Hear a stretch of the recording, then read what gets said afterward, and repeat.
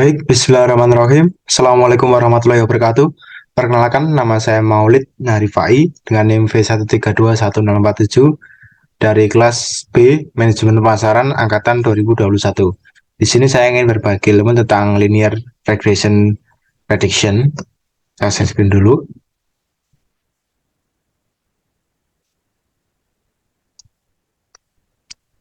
Nah, ini teman-teman. Nah, di sini telah ada data dari atlet. Nah, untuk yang pertama, sebagai landasan dasar dalam mengantar linear regression prediction ini memiliki dua fungsi teman-teman. Yang pertama untuk melakukan estimasi atau prediksi. Untuk yang kedua untuk melakukan uji hipotesis. Nah, berdasarkan data yang telah ada ini, kita akan melakukan estimasi atau memprediksi suatu variabel. Nah, di mana atlet ini saat berlatih selama 1 jam itu akan mendapatkan skor 76, ketika berlatih 2 jam akan mendapatkan skor 78, begitupun seterusnya. Nah, untuk lebih mempermudah duration ini kita anggap saja menggunakan variabel X. Nah, untuk skornya menggunakan variabel Y.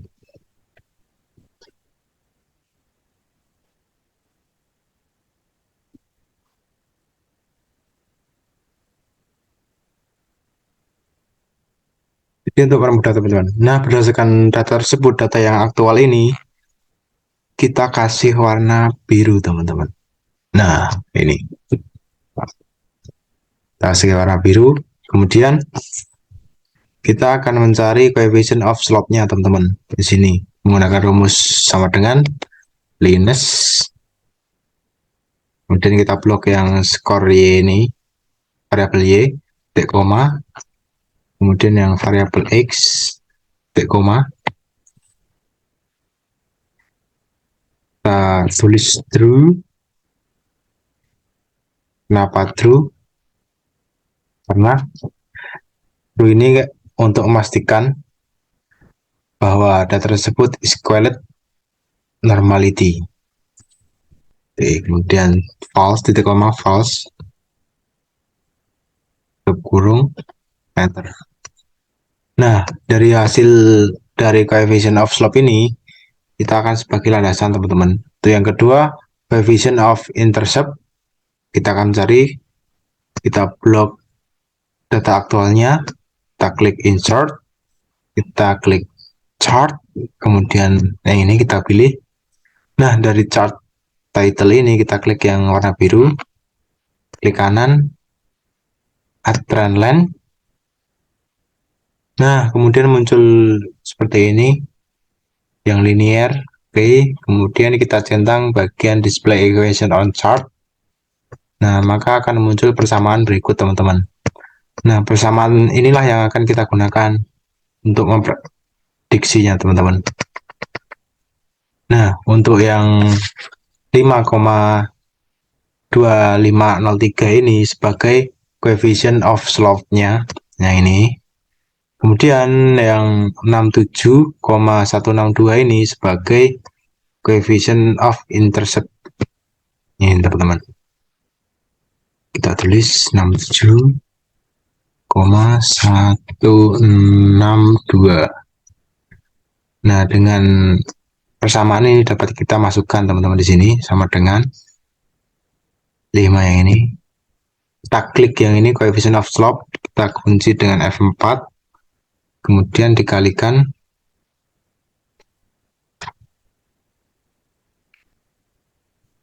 ini X-nya, duration, kemudian ditambah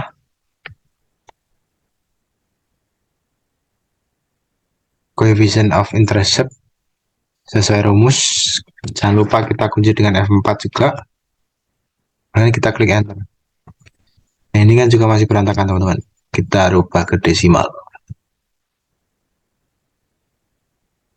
Nah, setelah itu kita drag ke bawah.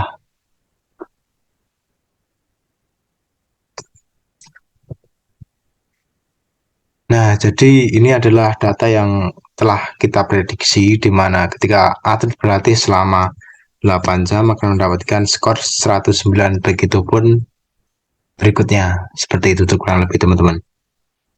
Oke, mungkin next ke materi berikutnya. Oke, kemudian kita akan membahas tentang fungsi linear hypothesis. Saya screen dulu. Linear regression.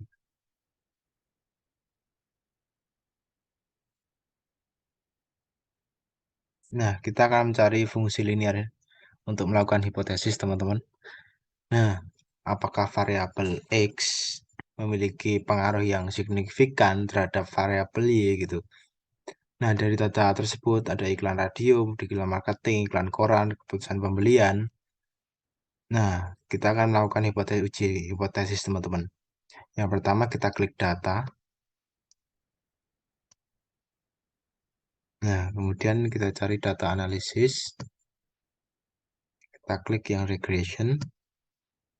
Kemudian OK. Nah, kemudian yang input Y rank ini kita blok yang ini. Kemudian output yang input X rank kita blok yang variabel X. Ya, kemudian labelnya kita centang karena menggunakan hidden tadi. Setelah semuanya sudah,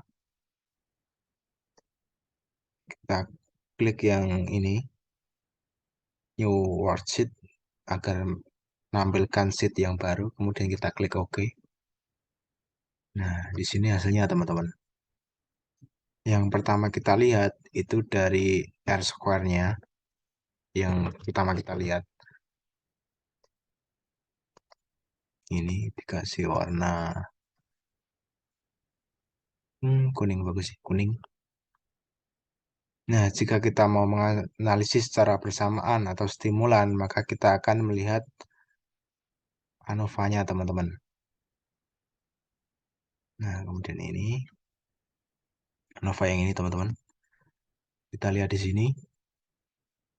Nah, di sini signifikan F ini sama dengan p-value stimultan dalam mempengaruhi variabel Y-nya. Kemudian p-value di sini adalah p-value secara parsial. Yang ini secara parsial atau secara terpisah dalam mempengaruhi variabel Y-nya, teman-teman. Di warna kuning. Nah, jika kita ingin melihat pengaruh positif atau negatif, maka kita akan melihat koefisiennya, teman-teman. Nah, yang ini. Jika koefisien tidak memiliki simbol negatif, berarti variabel X memiliki pengaruh yang signifikan terhadap variabel Y. Begitupun sebaliknya, teman-teman. Itu.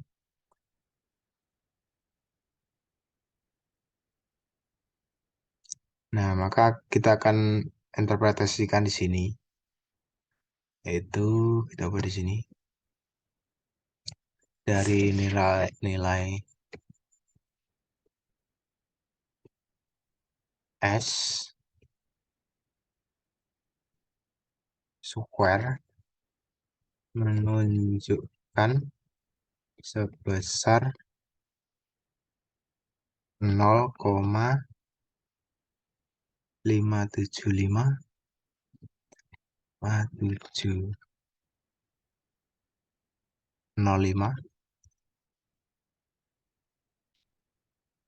atau sebesar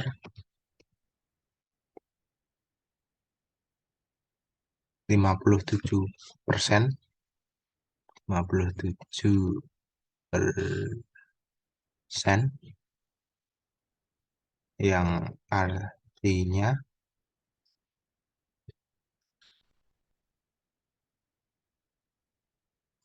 adalah bahwa variabel keputusan pembelian variabel Y dalam penelitian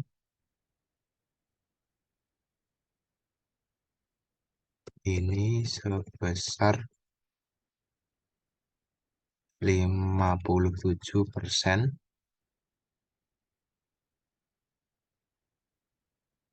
dipengaruhi oleh variabel keputusan variabel X1, X2, dan X3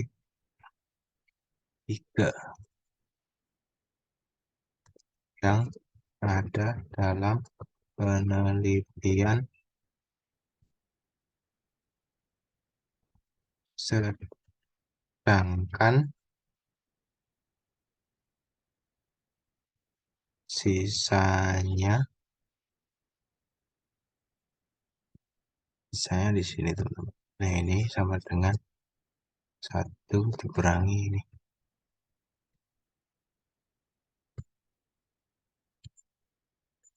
Panjang banget.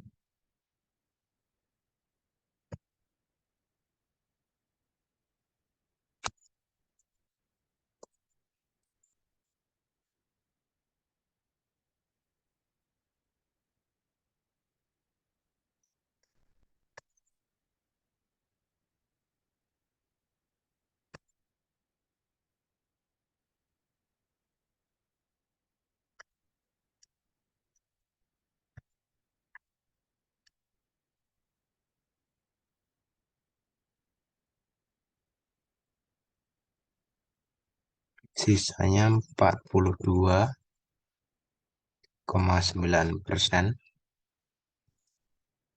dipengaruhi oleh variabel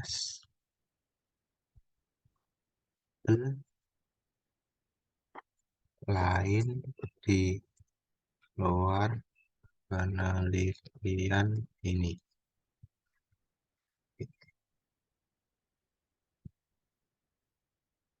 Kasih warna.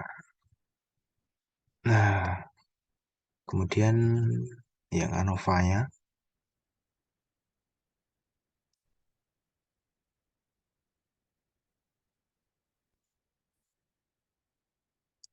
saya ketik, dilihat dari tabel ANOVA didapatkan nilai signifikan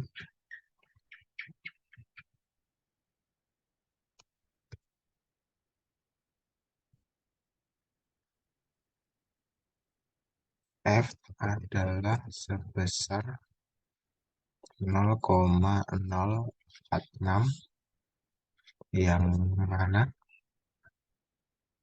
nilai tersebut lebih kecil, kita kasih tanda, dari 0,05, sehingga dapat disimpulkan bahwa secara stimulan atau bersamaan ketiga variabel independen dalam penelitian ini memiliki pengaruh yang signifikan terhadap variabel keputusan pembelian variabel Y.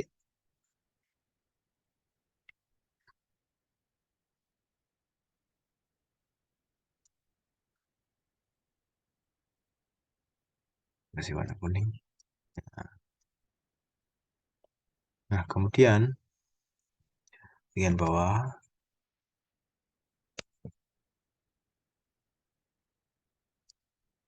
set. Yang pertama,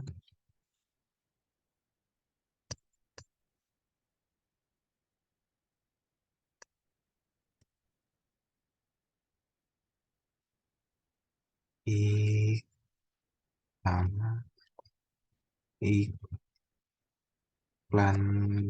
radio variabel X1 X1 variabel tidak variabel iklan radio variabel X1 memiliki nilai koefisien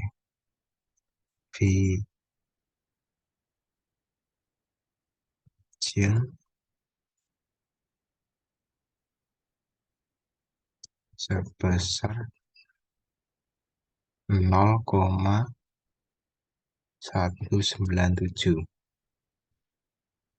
Yang ini teman-teman, 197, dan nilai P value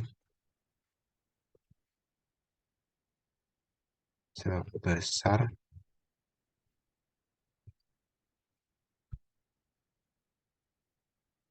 0,641, yang mana nilai tersebut lebih besar dari, kasih tanda,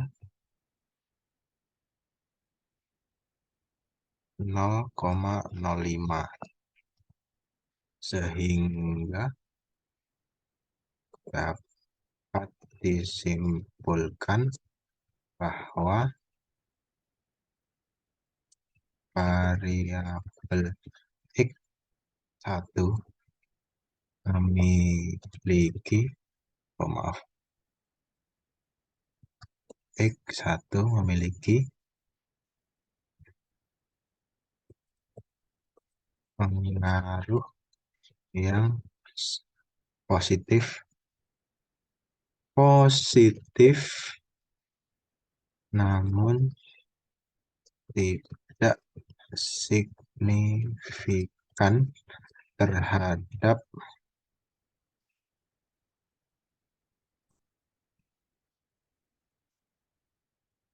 variabel keputusan pembelian.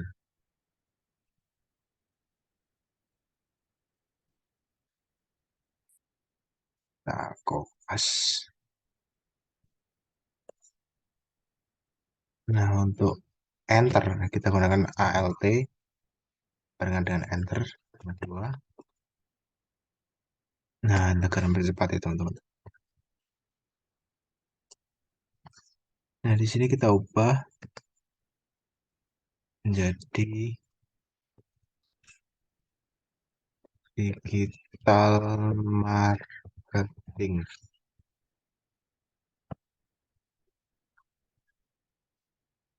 X2.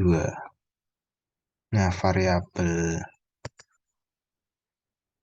digital marketing ini memiliki nilai koefisien sebesar 26,870, dan nilai p-value-nya sebesar 0,007, kemana nilai tersebut lebih kecil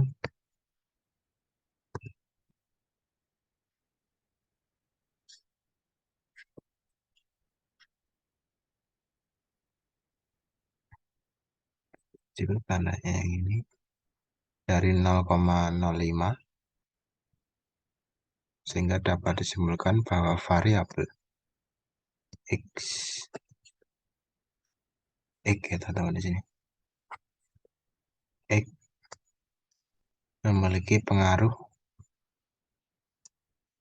x2 memiliki pengaruh yang positif dan signifikan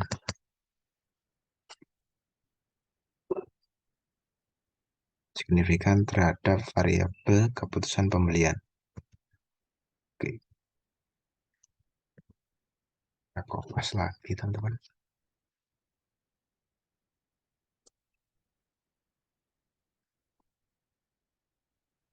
Nah, sini iklan koran.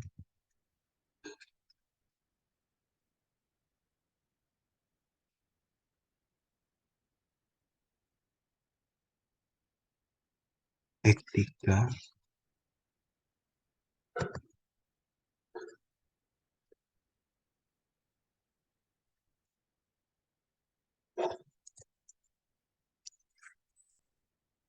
memiliki nilai koefisien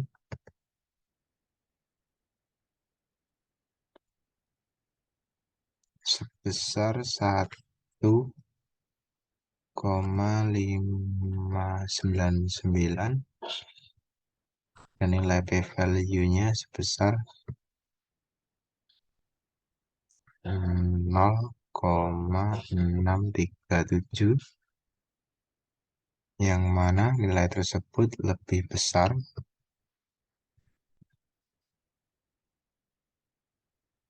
dari 0,05, sehingga dapat disimpulkan variabel x3 memiliki pengaruh yang positif namun tidak signifikan terhadap variabel keputusan pembelian.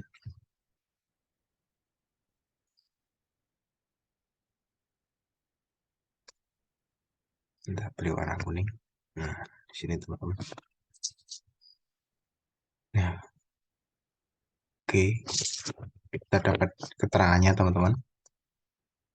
Kemudian lanjut ke SPSS. SPSS ini. Oke, kita lanjut ke SPS ya teman-teman. Nah, data yang kita hasilkan tadi kita copy ke SPSS. Sini kita copy teman-teman. Oke, kita copy di sini teman-teman. Kemudian kita ke variabel view. Nah, name-nya ini kita ubah dari X1, X1, X2, X3, Y. Kemudian desimalnya kita ubah 0.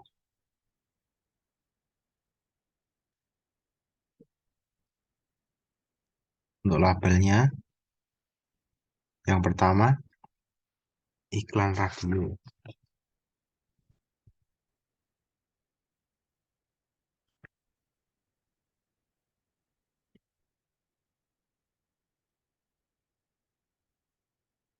Kemudian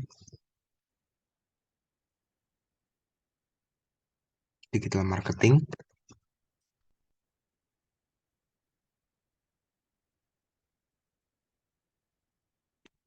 koran.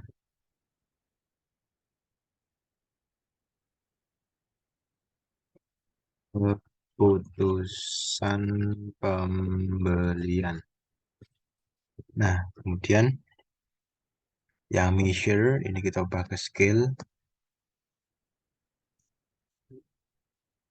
Dan yang variabel Y kita kosongin seperti ini teman-teman. Nah kemudian ke data view lagi, kita klik yang analis, kemudian regression, kita pilih yang linear.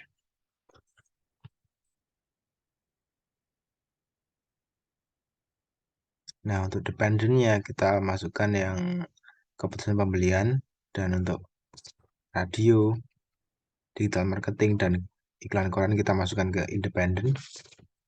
Nah kemudian kita klik yang statistik.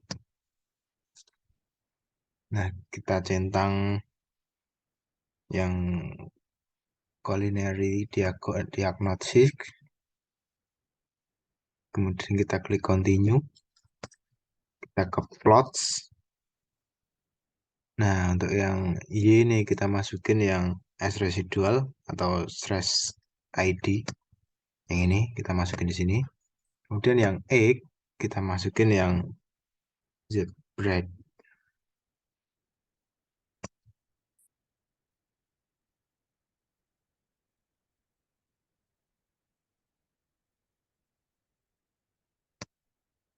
Di sini teman-teman.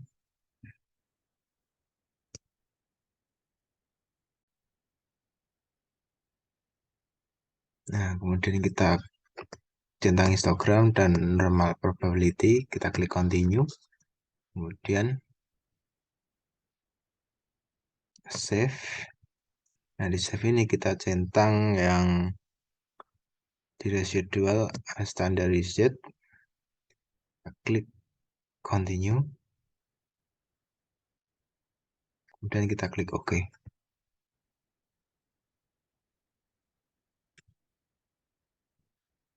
Nah tunggu teman-teman. Nah di sini akan muncul regresinya teman-teman.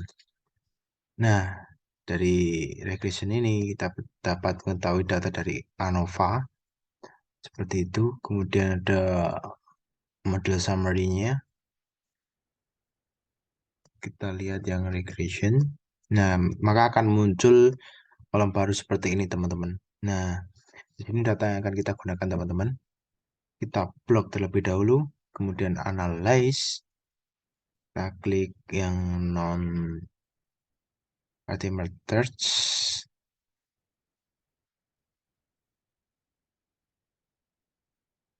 legacy, kemudian kita yang satu sampel KS ini kita klik. Nah di sini kita akan masukkan unstandardized, di sini kita masukin. Nah kemudian kita klik OK. Nah, dari data tersebut kita dapat mengetahui hasilnya dari on sampel. Nah, untuk melakukan uji hipotesis kita dapat melihat datanya dari sini teman-teman. Untuk di sini apabila tersebut lebih dari 0,05 distribusinya normal teman-teman. Apabila lebih dari 0,05. Kemudian yang coefficient di sini. Nah, di sini teman-teman. Nah, apabila di coefficient ini lebih ke toleran yang di sini.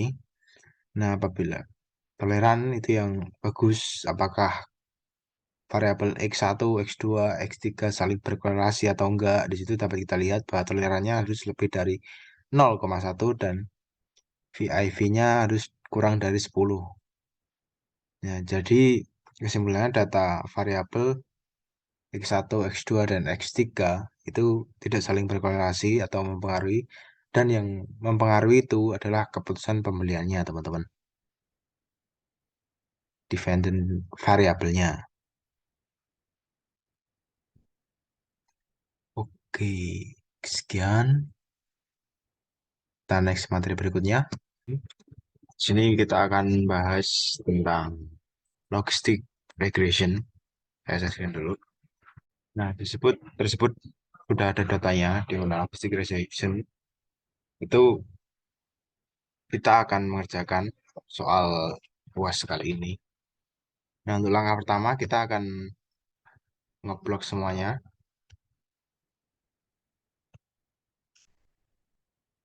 Kita copy ke SPSS. Nah, kita buka aplikasi SPS-nya dulu dan kita Ctrl V di sini. Nah, setelah angkanya muncul, maka kita akan ke variable view di sini. Nah, untuk namanya kita akan ubah teman-teman. Yang pertama ini subscribe.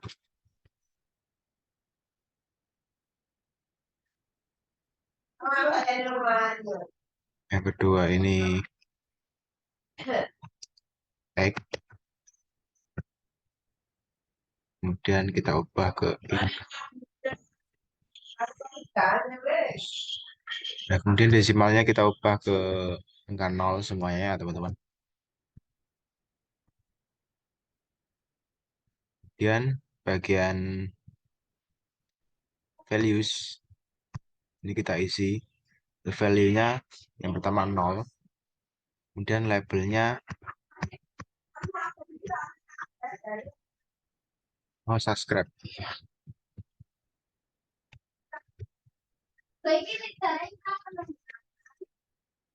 Kita add, kemudian satu untuk value-nya, labelnya subscribe.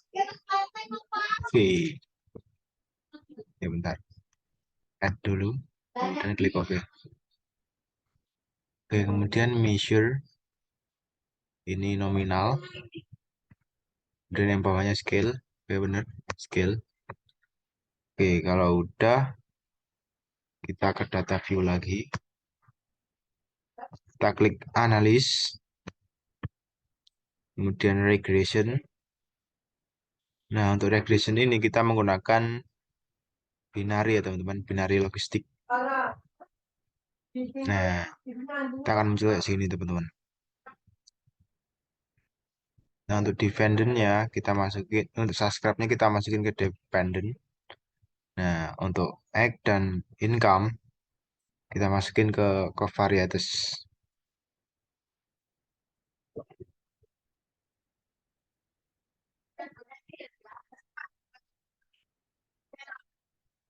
Sudah kita save.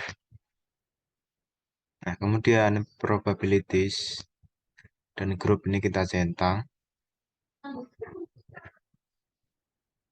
Kita klik continue. Kemudian option. Nah, di option ini kita centang semua.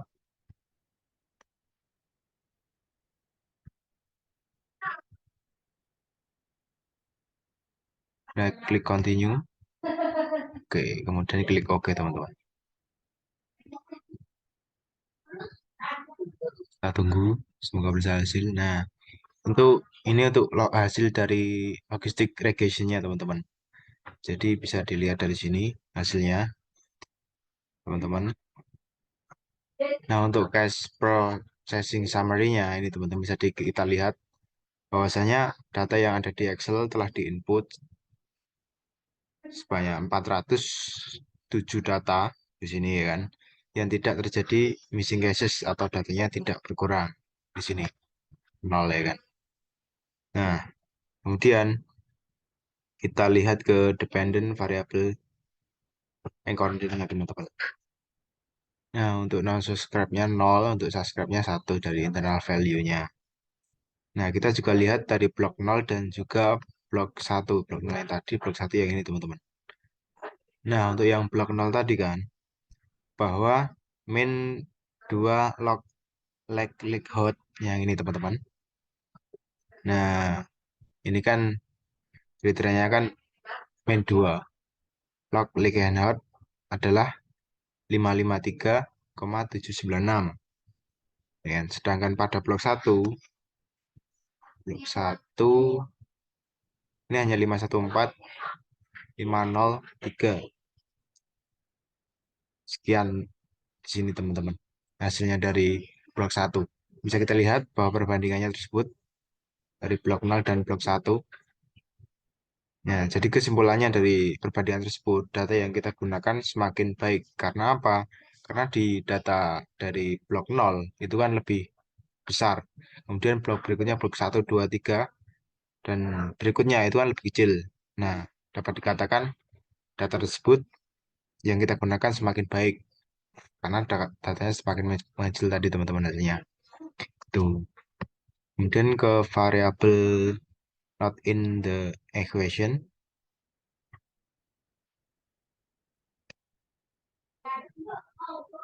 Nah, yang ini teman-teman.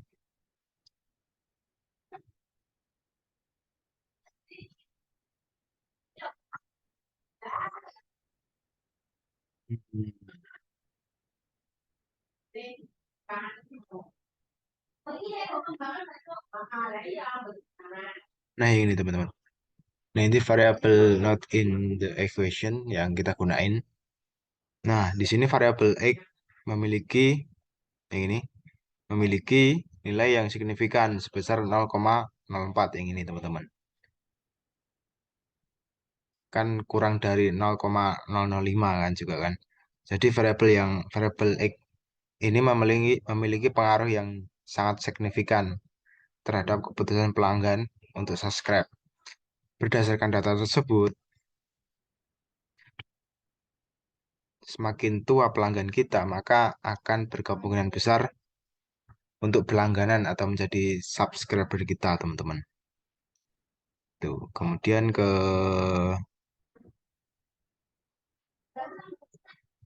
classification table. Nah, yang ini. Nah, overall pertagihnya 66,3 teman-teman overall prakteknya. Ini yang kita gunain teman-teman. Yang artinya kita dapat memprediksi data kita atau ketepatan prediksinya cukup bagus karena overall persentasenya 6,3. Kemudian ke Hodgman and Lamso. Yang ini teman-teman.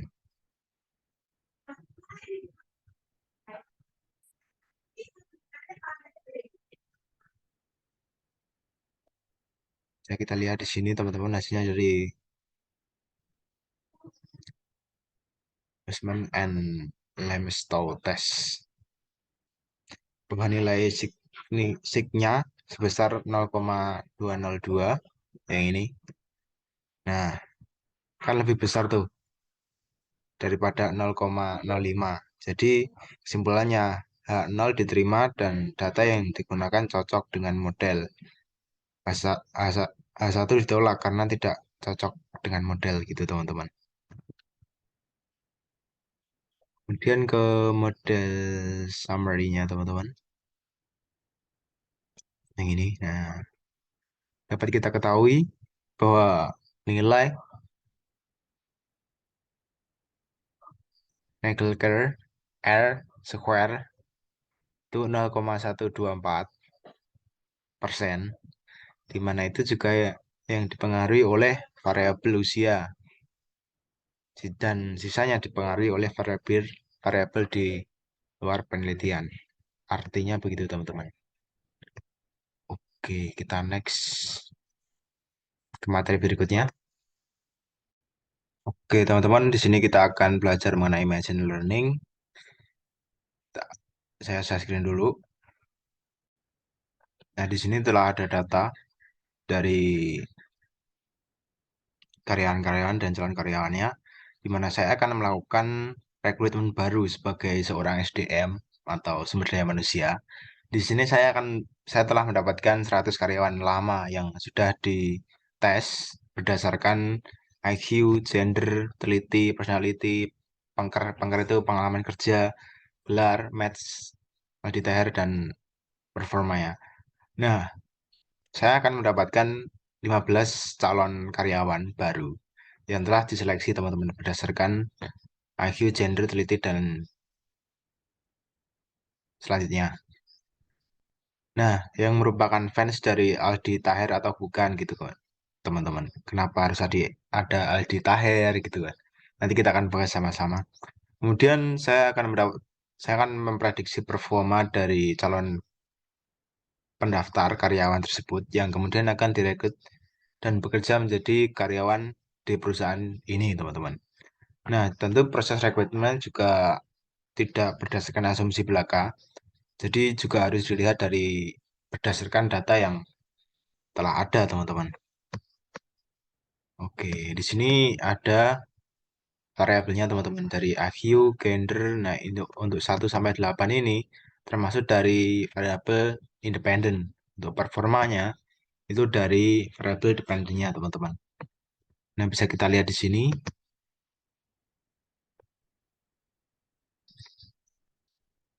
Nah, dari untuk IQ penjelasannya dari intelligent, equation, untuk gendernya itu laki-laki atau perempuan gitu kan. Untuk ketelitiannya optimis, personality dia itu optimis atau pesimis gitu kan. Untuk pengalaman kerjanya dia pernah belajar atau pernah bekerja selama berapa tahun, 1, 2, atau 3 tahun dan sebagainya, memiliki gelar akademik atau tidak, dan sukses menyelesaikan soal matematika, fans audit akhir, dan skor kinerja karyawannya, teman-teman. Nah, di sini untuk IQ-nya tidak ditulis di sini karena scale. Untuk female itu male. Nah, untuk 0 ini dari male itu laki-laki, female itu perempuan. Kemudian ini ketelitiannya untuk low ini ketelitiannya masih rendah, untuk high itu ketelitiannya tinggi. Jadi karyawan tersebut ketelitiannya seberapa, semakin tinggi juga semakin baik. Very personality-nya very pesimis atau very optimis. Nah, optimis atau pesimis gitu. Untuk pengalaman kerja ini non karena kita akan mencari dia telah bekerja selama berapa tahun gitu dari pengalaman gitu, teman-teman. Nah, memiliki gelar akademik atau tidak dan lain sebagainya gitu. Kita akan bahas di sini, teman-teman. Oke, kita ke data view. Nah, di sini kita ada datanya dari 100 karyawan lama yang telah mengikuti tes dari IQ, gender, teliti, personality, pangker itu atau pengalaman kerja, udah dapat gelar atau belum, bisa mengerjakan matematika atau enggak, fansnya Aldi Taher atau enggak, dan performanya gitu, teman-teman. Nah, ini ada angka 10 di mana performanya itu cukup baik, teman-teman. Jadi 10 itu angka yang bagus, kemudian dari 9 dan angka yang terendah juga, teman-teman, di sini. Nah, di sini kita akan mencari dari sini 101 sampai 115 ini performa dari 15 calon karyawan baru, teman-teman. Nah, tentu kita juga akan menggunakan cara dari klik analis, teman-teman, kemudian neural networks. Nah, kita pilih yang multi layer. Nah, di sini SPS menyediakan dua pilihan, teman-teman. Mungkin dari kebanyakan angka lebih idealnya gitu ya, teman-teman. Lebih baiknya pakainya yang multi layer karena lebih ke fleksibelnya, teman-teman. Nah, kita klik di sini. Nah, kemudian dari ini, teman-teman, skor kinerja karyawan kita masukin di sini. Kemudian yang faktor kita abaikan, varietas kita masukin semuanya, teman-teman. Kita kontrol barengan dengan klik. Kita masukin di sini. Nah, di sini ada beberapa fitur, teman-teman, untuk partition dari 70%, diambil 70% dari mesin pencarian ini, teman-teman. Kita abaikan aja. Kemudian arsitektur kita juga abaikan, ini hanya sebatas informasi. Trainingnya juga kita abaikan aja. Kemudian di output, teman-teman. Nah, di output ini kita akan mencentang yang bagian independent variable importance analysis. Kenapa? Kita ini nanti untuk mengetahui ke-8 dari variabel X tadi, ya dari karyawan lama tadi. Nah, variabel mana yang memiliki nilai yang sangat penting gitu kan, teman-teman. Kita centang yang independent variable importance analysis ini, teman-teman. Dan yang save. Nah, yang save ini kita klik yang ini. Save predicted value or category for each dependent variable. Karena apa? Kita ingin mencari prediksi value-nya teman-teman. Kemudian yang export kita abaikan, yang option kita abaikan juga. Oke, mungkin kita langsung ke klik OK. Kita tunggu hasilnya teman-teman. Nah, maka akan muncul data seperti ini dari multilayer perceptron-nya teman-teman. Nah, dari data tersebut ya teman-teman, yang pertama yang kita lihat adalah cache processing summary-nya teman-teman. Nah, ini kan dari training itu kan 74%, ya kan. Sebenarnya testing dapatkan 26%. Nah, di sini itu dari 100 100 karyawan lama itu sebagai landasan untuk melakukan prediksi dan 15 dari calon daftar tadi yang ingin kita lakukan prediksinya, teman-teman. Nah, kemudian untuk yang kevalidan ini mendapatkan 100 dari 100%, teman-teman. Nah, itu included-nya itu kan 15. Nah, ini yang kita cari karena masih nol gitu kan. Ini yang kita cari teman-teman dari 15 tadi. Nah, untuk totalnya dari 115 dan itu juga udah bener ya teman-teman.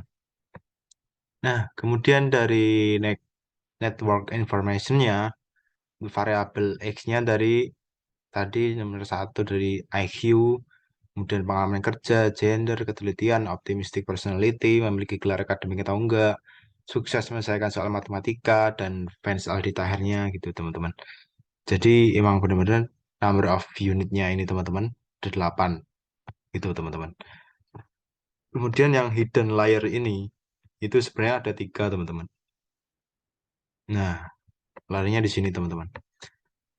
Ada 3 dari pembagian layernya. Untuk yang pertama yang ini, bias ke bawah ini bias nggak perlu ya teman-teman.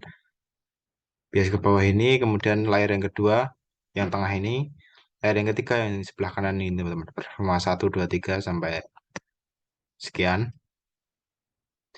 Dan dari 3 layer ini, kita akan memprediksi performa dari calon karyawan barunya teman-teman.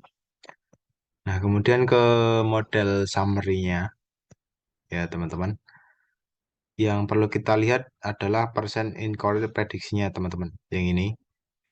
Dan juga testing yang persen incorrect prediksinya teman-teman. Yang ini. Nah, ini kan yang pada masa training itu kan 18,9%. Nah, kemudian yang testing itu mendapatkan 38,5%. Gitu teman-teman.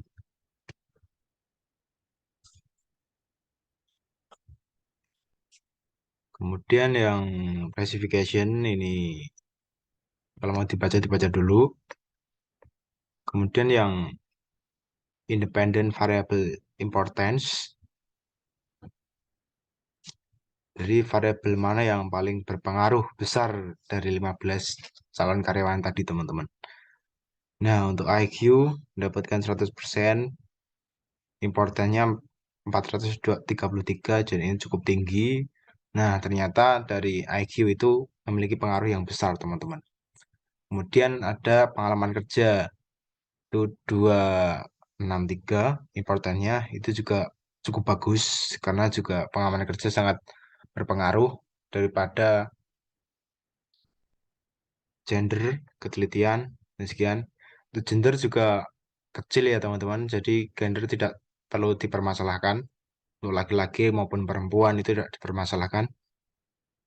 Ketelitian juga cukup, 0,53 dari ketelitiannya, bagus walaupun kecil. Untuk optimistic personality-nya juga cukup bagus, mendapatkan 142. Jadi untuk yang memiliki gelar akademik itu kan juga cukup kecil ya teman-teman. Jadi untuk gelar akademik itu juga tidak terlalu dipermasalahkan karena yang lebih diutamain itu skillnya teman-teman. Bukan hanya selembar ijazahnya doang sih. Jadi lebih ke skillnya bisa apa gitu kan. Kemudian sukses menyelesaikan soal matematika ini juga cukup kecil sih ya. Kemudian fans Aldi Taher atau tidak itu juga kecil banget di sini. Nah, untuk yang paling berpengaruh itu dari IQ dan juga pengalaman kerja, teman-teman. Nah, ini yang sangat berpengaruhnya, teman-teman. Kita akan lihat hasilnya, ya, teman-teman. Nah, di sini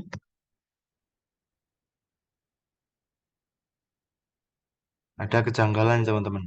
Nah, ini mungkin dari nomor urut satu ini sudah benar dari performa.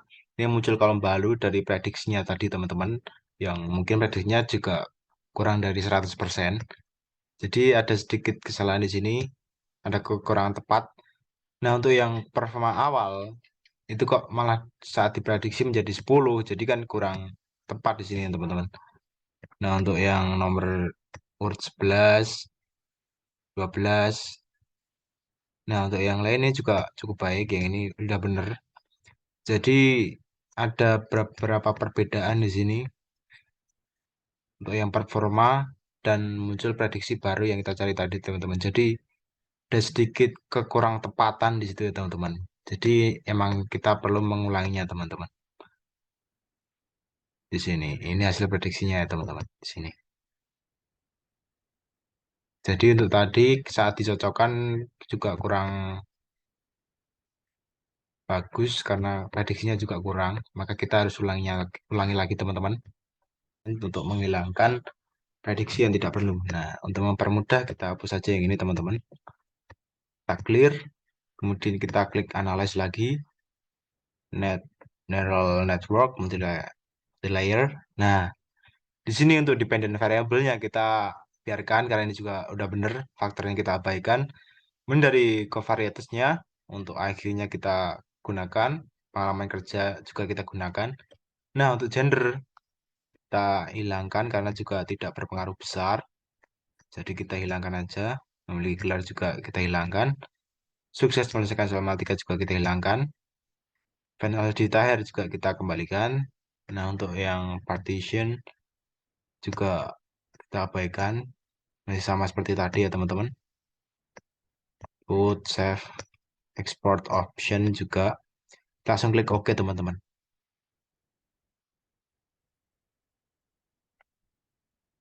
Nah, maka akan muncul data baru lagi teman-teman. Nah, untuk network information-nya, untuk inputnya kita udah benar intelligent equation atau IQ-nya. Yang kedua ada pengalaman kerja. Dan hidden-nya di number of hidden layer ada satu. Nah, hidden-nya di sini teman-teman. Kemudian yang model summary-nya ini juga udah cukup bagus, di mana persen incorrect prediksinya ada 24,7%. Dan testingnya ada persen incorrect prediksinya ada 26,1%. Nah, kemudian yang classification kita abaikan aja. Nah, di sini dari independent variable importance itu 100% intelijennya, IQ-nya, dan pengalaman kerjanya ada 57,3%-nya teman-teman. Untuk importantnya 0,636 dan untuk yang pengalaman kerja 0,364. Nah, di sini ada datanya teman-teman. Nah, berdasarkan data tersebut dapat kita ketahui, kita kembali lagi ke yang tadi.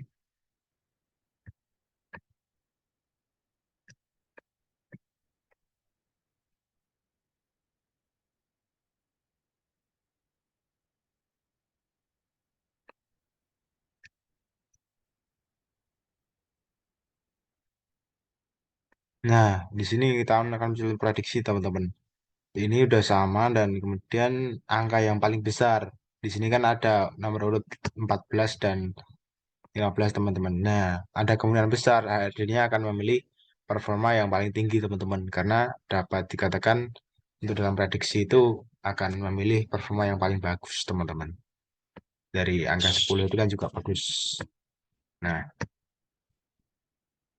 oke sekian pembelajaran kali ini. Semoga bermanfaat. Sekian dari saya. Wassalamualaikum warahmatullahi wabarakatuh.